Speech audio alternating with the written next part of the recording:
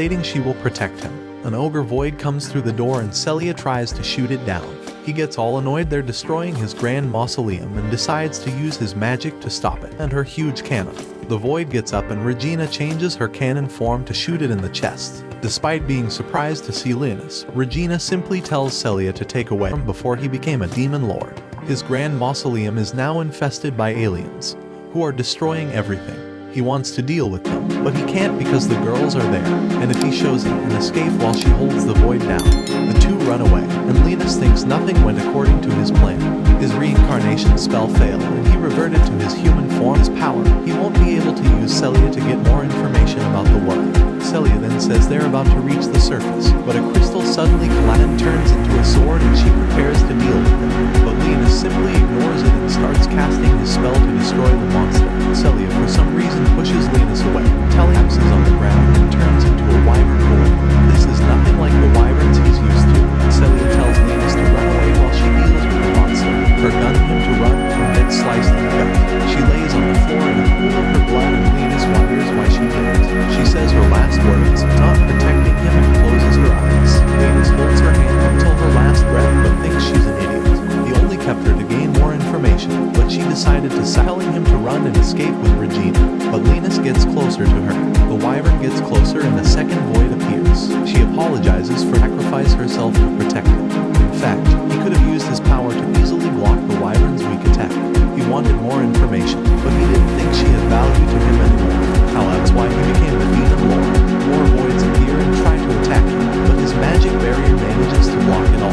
He thinks it's annoying to have his she reminded him of Rose and she protected him, revealing that when Linus was the hero, he was betrayed by the people he tried to save. That's human form because he regained his emotions. The voids continue to unleash attacks, all parried away. He then turns around, casts a level 8 gravity spell, smashing a void with the pressure. Another void tries to attack, but he simply blocks it with his barrier and modifies it to a sound and summons his staff. He tells the voids that he grew attached to Celia's courage and decides to punish the voids for disturbing his castle. He attacked with spikes. The last void starts flying away to escape, but he simply jumps and casts another level 8 fire spell to fry it down. He thinks it's because his current mana levels are a third of what they used to. He then notices Celia is just barely alive. He normally wouldn't care, however, there was something he didn't expect. The void's bones remained after using the spell, something that never happened even against dragons. He thought human lives because he's the demon lord, but he still acknowledges her because she tried to protect him. He cannot use holy spells to heal her, but he can use all spells. Regina manages to finish off the ogre void and tries to contact Celia, who's still unconscious. Linus hears it and finds it impressive that humanity related to death, so he decides to use his power to give her life. He uses a spell that restores all her lost blood into her body, healing her wounds. Meanwhile, his technology managed to advance that much. Celia then finally wakes up and immediately hugs him, relieved he's safe. She then checks heal her back, but she doesn't know what magic is. He then realizes Celia and Regina didn't use spells to fight the voids, but they used their weapons, which was made out of advanced magic. Her wounds and doesn't know how she's fully healed. She's confused because she's sure she died.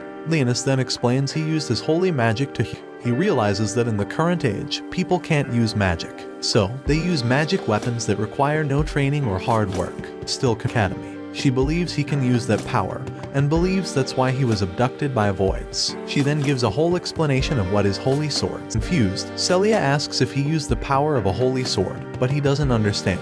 She explains that some holy swords have healing powers and the Excalibur.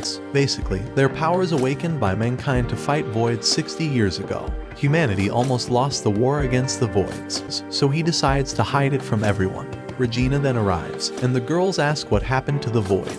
Linus lies, saying it disappeared while he was, but children awaken the holy sword power to manipulate fire, wind, and others. He realizes that this power is different from the one he uses, shaking in fear. They then decide to leave the ruins, and Celia asks Linus to join her on her bike, which confuses him. He joins her and they drive back to the academy, while Regina keeps teasing Linus. After a long drive, Linus has finally a view of the city, and he realizes that it's the 7th